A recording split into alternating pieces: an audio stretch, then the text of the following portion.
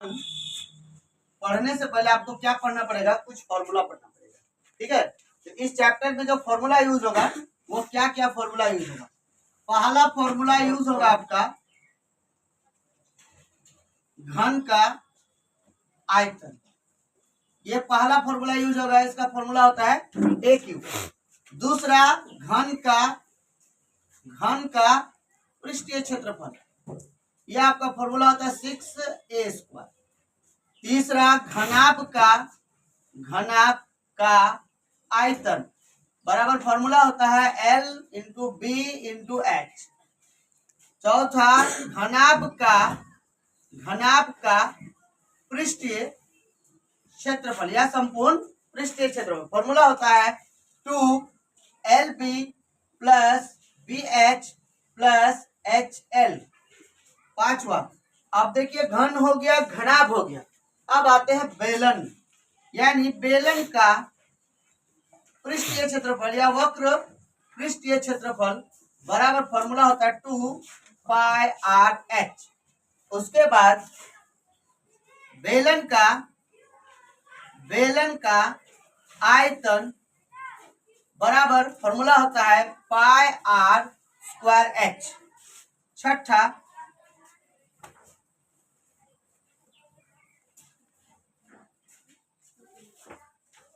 बेलन का अगर संपूर्ण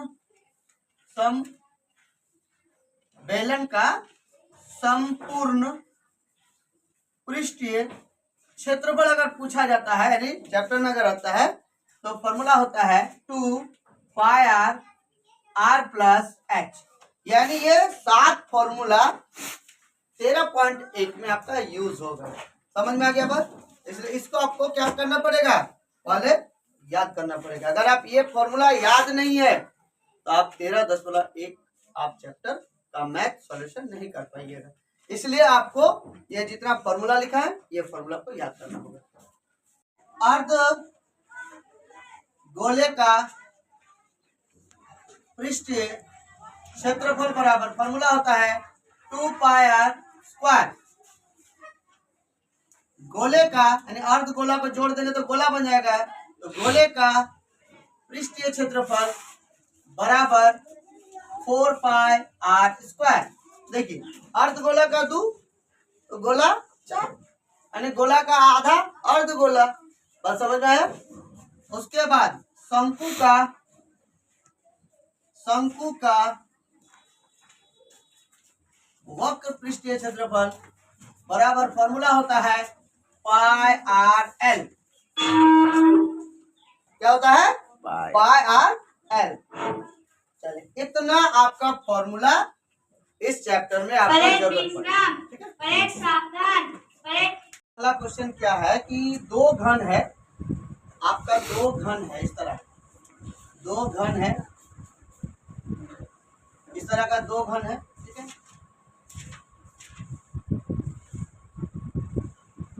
ठीक है, ये दो घन दिया है और जिनमें से प्रत्येक का आयतन, इन दोनों का आयतन, प्रत्येक का आयतन कितना है आपका, घनों का आयतन आपको दिया हुआ है कितना, 64 सेंटीमीटर क्यूब, ये आपको दिया हुआ है। ठीक है, उसके बाद बोला है कि संलग्न फलकों को मिलाकर एक ठोस बनाया जाता है, इन दोनों को मिला दिया जाता है।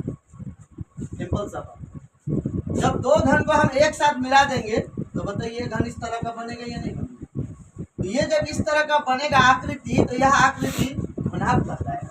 बात समझ में आया? यह आकृति क्या कहलाएगा? घनाभ कहलाएगा। तो बोला है इससे प्राप्त घनाभ का पृष्ठीय क्षेत्रफल ज्ञात कीजिए। देखिए दो घन था, ध्यान से सुनिए, दो घनों का आयतन यानी दिया है कितना, 64 सेंटीमीटर। फिर इस घन को बोला है कि मिला दीजिए, मिलाने के बाद क्या बन जाएगा, घनाभ बन जाएगा, घनाभ का पृष्ठीय क्षेत्रफल। बात समझ में आया?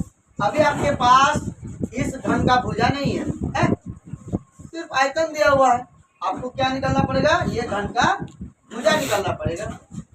तो हम लोग जानते हैं घन का आयतन बराबर फॉर्मूला होता है ए क्यू यानी भुजा। ठीक है, अब बताइए मेरे पास आयतन दिया हुआ है कितना 64 सेंटीमीटर, यानी इसको इधर लिखे उसको उधर लिखे। क्लियर। अब देखिए 64 को अगर हम तोड़ेंगे 4 से तोड़ेंगे, 4 एकम 4 और 4 छके 24, 4 चरे 16, 4 एकम 4, क्या गो 4 आया 3 गो, यानी 1 का पावर 3 यानी 1 क्यूब और 4 का पावर 3, ये 3 और ये 3 कर सकते, कोई दिक्कत नहीं है। अब बताइए ए का वैल्यू आपका आया 4 सेंटीमीटर। अब ध्यान से यही पे सुनिए, यानी आपको पता है कि घन का जो भी भुजा होता है वो बराबर होता है। ये अगर 4 है तो ये भी 4 है, ये भी 4 है, यानी लंबाई चौड़ाई ऊंचाई इसका तीनों बराबर होता है। अब यहाँ पे इन दो घनों को जब मिलाया गया तो ये मेरा क्या बन गया आकृति, घना बन गया। अब बताइए अगर 4 सेंटीमीटर तो ये तो 4 सेंटीमीटर और दोनों को जोड़िएगा तो कितना सेंटीमीटर हो जाएगा, 8 सेंटीमीटर, यानी घनाभ का लंबाई आपका कितना हो गया 8 हो गया, परंतु चौड़ाई ऊंचाई में तो कोई फर्क नहीं पड़ता। तो घनाभ का लंबाई यानी एल आया कितना 8 सेंटीमीटर, चौड़ाई वही है 4 सेंटीमीटर, यानी यह 4 सेंटीमीटर मिला देंगे तो क्या 4 से 4 8 होगा, नहीं होगा ना। तो देखो इन दोनों को मिला दीजिएगा तो चौड़ाई और ऊंचाई तो उतने रह रहा, खाली आपका बड़ कहाँ रहा, ये आपका बढ़ रहा है ना, बाकी तो जैसा करता है सही है। समझ में आ गया। तो लंबाई हो गया 8 सेंटीमीटर, तो चौड़ाई हो गया 4 सेंटीमीटर, तो ऊंचाई भी 4 सेंटीमीटर। क्लियर। अब आपको बोला क्या है, घनाभ का पृष्ठीय क्षेत्रफल। आप 9th क्लास में पढ़े हैं कि घनाभ का संपूर्ण पृष्ठीय क्षेत्रफल फॉर्मूला क्या होता है, 2LB plus BH plus HL, ये फॉर्मूला होता है। ठीक है। तो L का मान कितना आया है आपके पास 8, यानी 8 गुना 4 हो गया, 4 गुना 4 प्लस 4 गुना 8 हो गया। अब देखिए 2 8 चौके 32, 4 चरे 16, 4 अठे 32 और 32 कितना हो गया 64, 32 32 64, 64 और 16 80, यानी 2 गुना 80 बराबर कितना 160 सेंटीमीटर क्यूब। देखिए तो आंसर, सॉरी क्यूब तो नहीं होगा, क्यों, क्योंकि यहाँ पे क्षेत्रफल बोला तो यूनिट क्या होगा स्क्वायर होगा। देखिए तो घनाभ का पृष्ठीय क्षेत्रफल बराबर 160 सेंटीमीटर स्क्वायर आपका आंसर आएगा। ये था आपका क्या, दो घनों को जब मिला दिया तो क्या बन गया था, घना बन गया था, और आपके पास घन का भुजा नहीं था। हमने कितना निकाला घन का भुजा 4 सेंटीमीटर है। नंबर 2 आप 3 को प्लस लगा के रखे हैं, क्यों, क्योंकि ये बहुत ही इंपॉर्टेंट क्वेश्चन है। ठीक है, बहुत इंपॉर्टेंट क्वेश्चन है, अक्सर ये क्वेश्चन पूछा जाता है। आपको बोला गया है कि कोई बर्तन एक खोखला अर्धगोले का आकार है। देखिए यहाँ एक क्वेश्चन आपका छूट गया है, फॉर्मूला अर्धगोला। इस तरह का कोई अर्धगोला है। पहला क्वेश्चन में बोला कि एक बर्तन जो है, आप लोग घर में कटोरा होगा, देखिएगा कटोरा इसी टाइप का होता है, बाटी जिसको हम लोग बोलते हैं। खोखले या खोखला है का आकार का, जिसके ऊपर एक खोखला बेलन लगा हुआ, इसी के ऊपर एक आपका इस टाइप का बेलन लगा हुआ है, इस टाइप। ठीक है, इस टाइप का क्या लगा हुआ है, बेलन लगा हुआ। ध्यान से सुनिएगा, ये क्वेश्चन बहुत इंपॉर्टेंट है। ठीक है, अक्सर पूछा जाता है। अध्यारोपित है मतलब इस पर बैठा हुआ है। ठीक है, क्या था क्वेश्चन में, एक आपका अर्धगोला है, इसी अर्धगोला में एक आपका बेलन अध्यारोपित है, यानी बैठा हुआ है।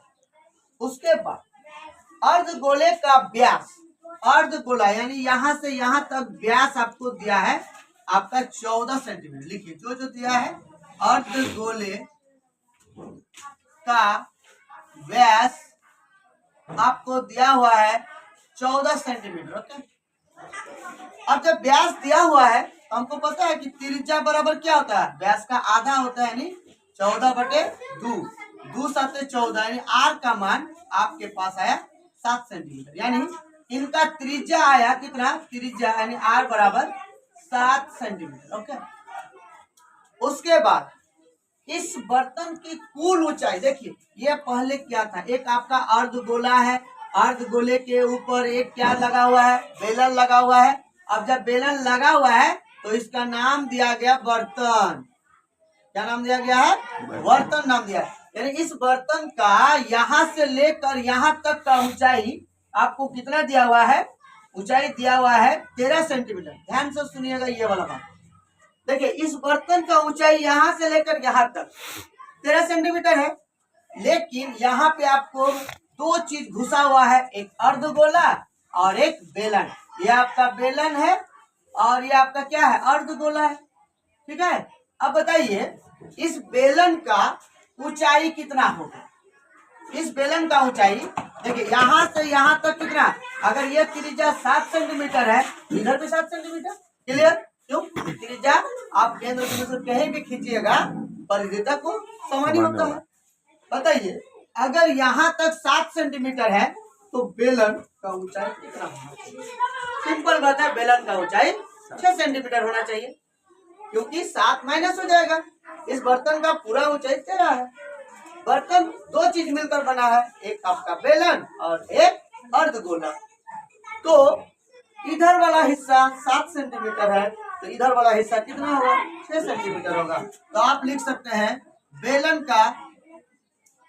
का ऊंचाई यानी h कितना हो जाएगा? 13 माइनस 7 बराबर 6 सेंटीमीटर।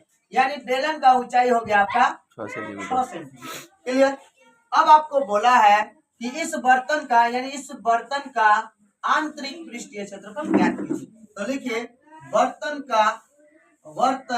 का आंतरिक पृष्ठीय क्षेत्रफल। ये बर्तन जो बना है दो चीज से बना है ना। तो पहला बेलन का पृष्ठीय क्षेत्रफल पहला है। उसके बाद यहाँ क्या बना है? नीचे अर्धगोला। तो अर्धगोले का पृष्ठीय क्षेत्रफल दोनों हो गया। अब ध्यान से सुनिए, बेलन का पृष्ठीय क्षेत्रफल फॉर्मूला होता है पाई आर 2 पाई आर एच। ठीक है, और अर्धगोले का पृष्ठीय क्षेत्रफल होता है 2 पाई आर स्क्वायर। ठीक है, अर्धगोले का फॉर्मूला क्या होता है? 2 पाई आर स्क्वायर। और फुल यानी गोला का यानी गोले का पृष्ठीय क्षेत्रफल 4 पाई आर स्क्वायर होता है। तो यहाँ से देखिए 2 पाई आर और यहाँ से 2 पाई। क्यों? क्योंकि आर का मान देखिए, बेलन का भी जो मान है आर का मान जितना 7 सेंटीमीटर है और अर्धगोले का भी मान 7 सेंटीमीटर है। तो हम यहाँ से कॉमन ले सकते हैं 2। देखिए, यहाँ भी 2 कॉमन हो जाएगा। यहाँ भी पाई, यहाँ भी पाई कॉमन लीजिए। यहाँ पे आर, यहाँ भी आर भी कॉमन लीजिए। बचा आपके पास क्या है? एच। यहाँ पे 2 गो आर है, 1 गो आर निकल गया, क्या बचा? शुद्ध आर बचा। क्लियर? अब बताइए, 2 पाई का मान हम लोग जानते हैं 22/7। आर का मान कितना आया है? 7। एच का मान कितना आया है? बेलन का देखिए 6, यानी 6। आर का मान 7। तो ये 7 और ये 7 कट गया। 22 दुगुना 44। ठीक है, 6 और 7 13 गुना कीजिए। 3 4 12, 3 4 12 और 1 13, 4 1 4, 4 1 4। आंसर देखिए तो 572 सेंटीमीटर स्क्वायर है। यानी इस बर्तन का 572 सेंटीमीटर स्क्वायर। इस बर्तन का जो आंतरिक पृष्ठीय क्षेत्रफल है वो कितना है? 572 सेंटीमीटर। कुछ नहीं है कुछ नहीं है इस आपका क्वेश्चन में। देखिए क्या था, एक बर्तन है, बर्तन में क्या क्या बैठा हुआ है? एक बेलन है और एक अर्धगोला। ये दोनों चीज मिलकर क्या बना है? बर्तन बना। इस बर्तन का पूरा ऊंचाई था 13 सेंटीमीटर। हमने 7 सेंटीमीटर यानी जो व्यास दिया था अर्धगोले का, उसका त्रिज्या निकाले, त्रिज्या 7 आया तो 7 माइनस कर दिया तो 6 बचा। तो ये डाटा आपको पहले निकालना पड़ेगा। अब डाटा कलेक्ट कर लिया, फॉर्मूला सेट किया, आंसर आ जाएगा, कोई दिक्कत नहीं।